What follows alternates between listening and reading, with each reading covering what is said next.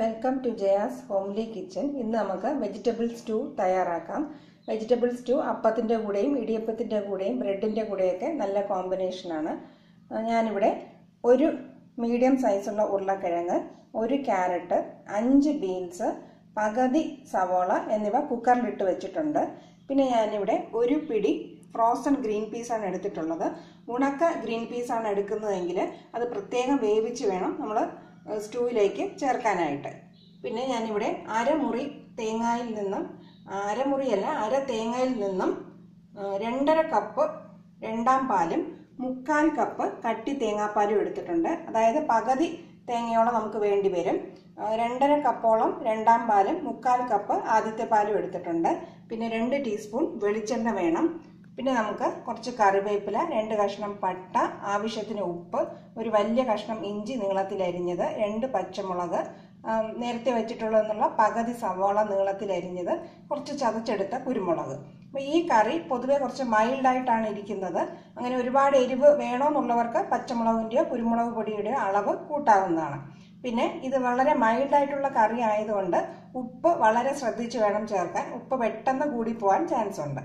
അപ്പോൾ ആദ്യം നമുക്ക് ഈ വെജിറ്റബിൾസിൻ്റെ കൂടെ നമ്മൾ എടുത്തു വച്ചിരിക്കുന്ന രണ്ടാം പാല് ആവശ്യത്തിന് ഒഴിച്ചു കൊടുക്കുക. ഇതൊന്ന് വെന്ത് കിട്ടാൻ ആവശ്യമുള്ള രണ്ടാം പാലും ഉപ്പും കൂടെ ചേർത്ത് ഒരു വിസിൽ വെച്ച് ഇതൊന്ന് വേവിച്ചെടുക്കാം.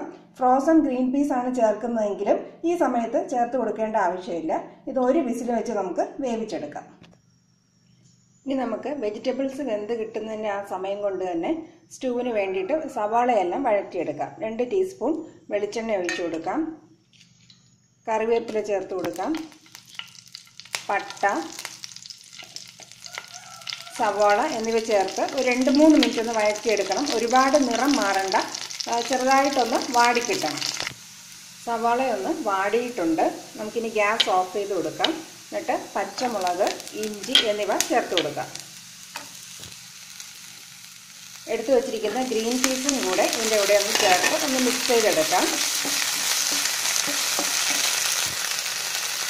ബാക്കി നമ്മൾ മാറ്റി വെച്ചിട്ടുള്ള രണ്ടാം പാലും കൂടെ ഇതിൻ്റെ കൂടെ ചേർത്ത് കൊടുക്കാം.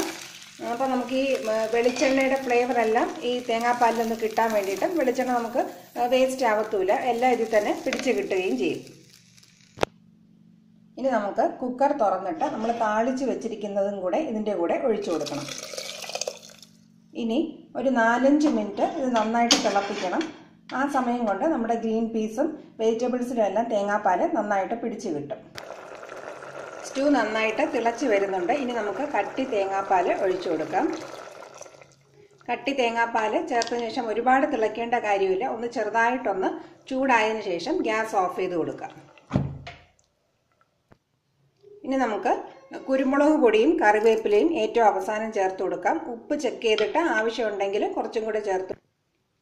വളരെ ടേസ്റ്റി ആയിട്ടുള്ള സ്റ്റൂ തയ്യാറായിട്ടുണ്ട്. ഇനി ഒരു 4-5 മിനിറ്റ് ഇത് അടച്ചു വെച്ചതിന് ശേഷം നമുക്ക് ഉപയോഗിക്കാവുന്നതാണ്. വെജിറ്റബിൾ സ്റ്റൂ തയ്യാറായിട്ടുണ്ട്. ഇതെല്ലാവരും തീർച്ചയായിട്ടും ട്രൈ ചെയ്ത് നോക്കുക. വളരെ ടേസ്റ്റിയാണ്. ഇത് അപ്പത്തിൻ്റെ കൂടെയും ഇടിയപ്പത്തിൻ്റെ കൂടെയൊക്കെ നല്ല കോമ്പിനേഷനാണ്. ഈ റെസിപ്പി എല്ലാവർക്കും ഇഷ്ടപ്പെട്ട് കാണുമെന്ന് വിചാരിക്കുന്നു. Thank you for watching my video.